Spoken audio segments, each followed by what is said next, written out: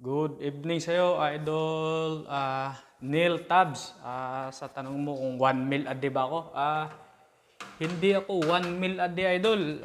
Bale, 4 na beses akong kumain sa loob ng 24 hours. Ganito kasi yung namin, palitan namin, 24 hours kasi yung palitan. Kaya every other day lang yung fasting ko.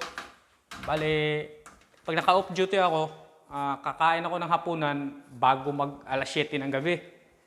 Tapos, kasunod kong kain yan, kinabukasan, bago mag-12 ng tanghali. Bale, yun yung tinatawag nilang 16 hours na fasting ata. Pero hindi yun day, araw-araw ha, every other day lang yun. Tapos, kasunod na kain ko noon, alas 5 or alas 6 na ng hapon or gabi, ano ba tawag doon. Tapos kasunod namang kain noon, yung bali pangatlong kain ko, mga